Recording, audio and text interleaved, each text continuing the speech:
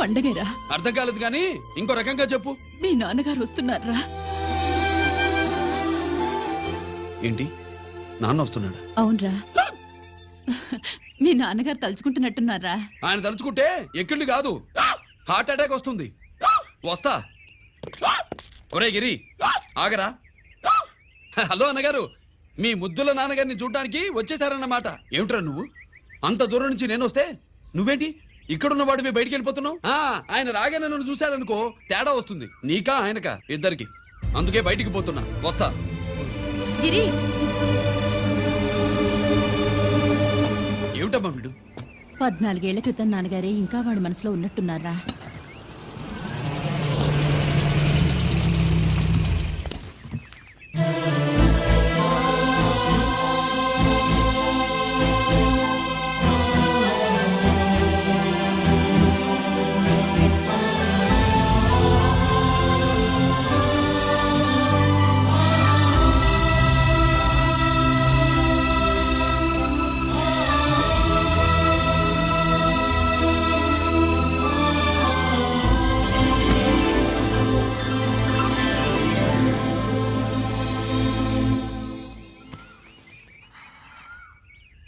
ఏంటి నాన్నగారు అది? నేను వచ్చేసరికి నిన్నెలా చూడాలనుకున్నాను అలాగే చూశాను కదా, అందుకే. సుబ్బు, వెళ్ళి హారతి పళ్ళని తీసుకురా. అలాగే.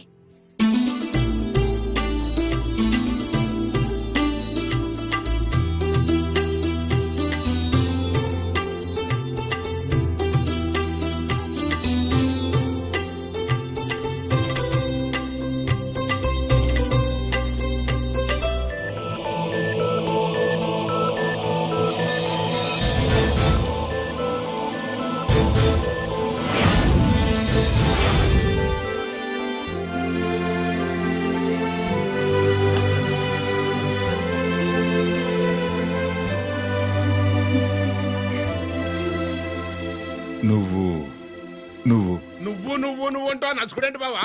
నా కూతురు సుబ్బలక్ష్మి. పక్కన గిరుండాలే. ఏడివాడు? మీరు వస్తున్నారని కొబ్బరికాయ కొట్టడానికి గుడికెళ్ళాడండి. అలాగా, వాణ్ణి చూడాలి. పద, గుడికి వెళ్దాం. పందెం ఏంటో తెలుసుగా? ఒకే గోలీతో ఒకే ఛాన్స్ లో కుండని పగలగొడితే కుండకి 100. ఓకేనా? ఓకే గాని అన్నా, ఈసారేంటి కప్పులు వదిలేసి డబ్బుల మీద పడ్డావు? సుబ్బులకి కొత్త డ్రెస్ కొనిద్దాం అనుకుంటున్నా. ఒరే లక్కీ, ఒక్కసారి నీ లక్కీ హ్యాండ్ తో దీన్ని టచ్ చేయరా.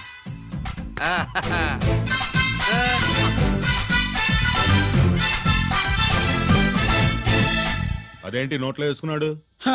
అదే గిరన్న స్పెషాలిటీ.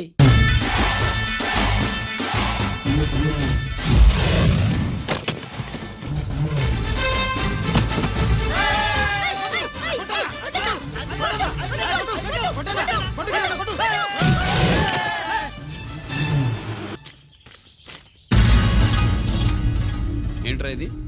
ఎలా కోళమా? మిగతా 500 నా దగ్గర లేవు. మర్యాదగా 3 అంకెలు లెక్కెట్టలోగా ఇవ్వకపోతే నాకు 3 అవుద్ది, ఆ తర్వాత నీకు 3. 1 2 3.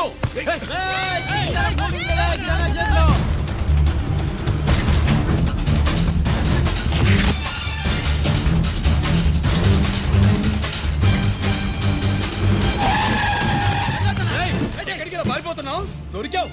తీరా డబ్బు తీ బయటికి. 500 బయటికి తీరా, నరికేస్తా.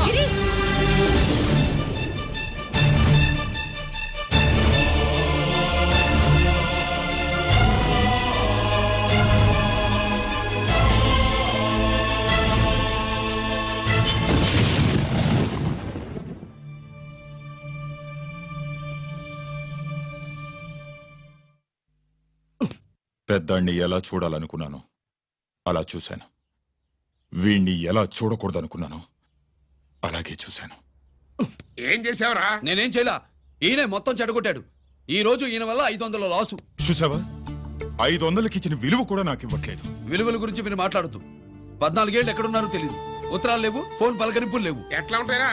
మీ నాన్న ఏమన్నా జైల్లో ఉన్నా ఖైదీ అనుకుంటున్నావా? సెల్ ఫోన్ లేవు సప్లై చేయడానికి. పాకిస్తాన్ యుద్ధ ఖైదీ. వీడింతే, మారడు మీరు మారారా? ఆ ఎక్స్ట్రాలే వద్దనేది. ఎగస్ట్రాగా పుట్టినోడని కదా, ఎగస్ట్రాలే ఉంటాయి. ఏంట్రా గిరి, మాటకు మాట అని నాన్నగారికి కోపం తెప్పిస్తావు? నేను ముందే చెప్పాగా రాగానే నాతో పెట్టుకుంటాడని. నా దృష్టిలో కుటుంబం అంటే మీరు ముగ్గురే. మీరు హ్యాపీగా ఉండండి.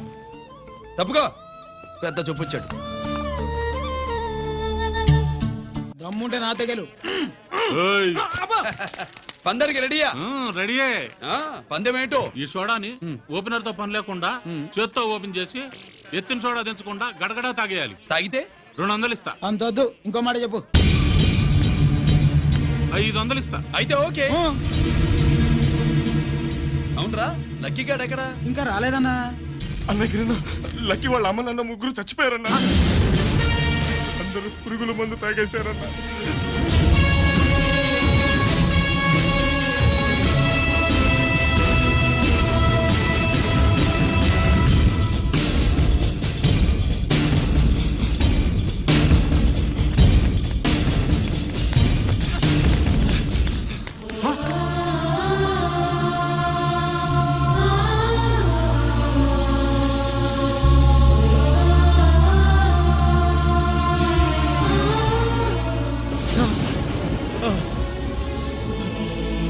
Lucky, lucky. అందరిలాగే పాపారావు కొట్లో ఎరువులు తెచ్చి పొలంలో చల్లాడు. పంట పాడైపోయింది. ఇదేంటయ్యా అని పాపారావు నిలదీసి అడిగితే నీ దిక్కున్న తోట చెప్పుకో అని కొట్టాడంట. పంట పండకపోతే బ్యాంక్ అప్పు ఎలా తీర్చాలనుకున్నారేమో ప్రాణాలు తీసుకున్నారు. మన ఊళ్ళో రైతులందరి బతుకులు ఇట్నే తగలబడ్డాయిరా. ఆ పాపారావు గాడు కల్తీ ఎరువులు అమ్మినంత కాలం మనం ఇలాంటి చావుల్ని చూడాల్సిందేరా. వాళ్ళు పోవటమే కాకుండా అనవసరంగా పసిపిల్లాన్ని కూడా తీసుకుపోయారు.